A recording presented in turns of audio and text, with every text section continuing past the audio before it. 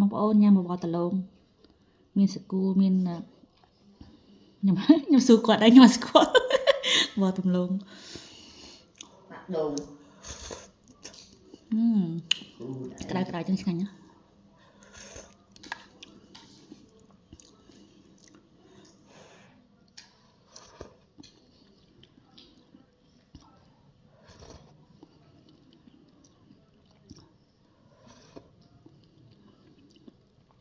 បានឡើងល្មូតម៉ែបានល្មូតឡើងល្មូតណាក្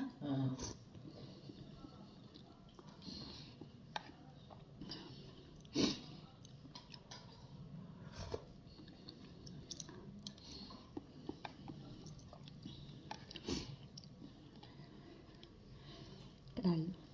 រឿងងាត់ហើយកាច់អីតែមានណាមួយដឹងទេ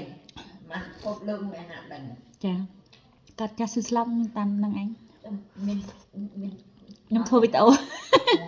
អត់អីទេមាននិយាយឈ្មោះណានិយាយតែកាត់ចាស់ស៊ឺស្លាប់ហ្នឹង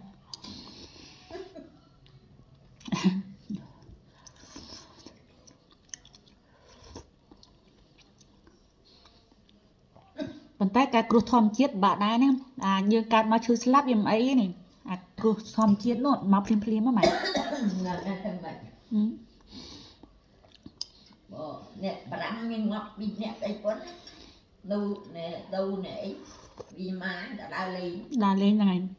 ឃើញទេតដើរលេងសុកងាប់សុកទេដល់ចា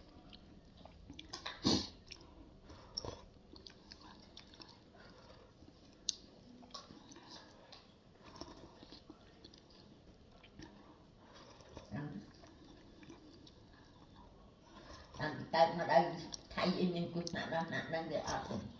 មានតែលេខទឹកលេខអីហ្នឹងចាមានតែលេខទឹកតែមានអញ្ចឹងណាចាធ្លាប់នៅចិនសបោព្យុះអត់ដូចអញ្ជួយដីអញ្ចឹងម៉ែនេះមកថៃហើយនឹងខ្មែរថៃនឹងស៊ីមអាណិតគ្នា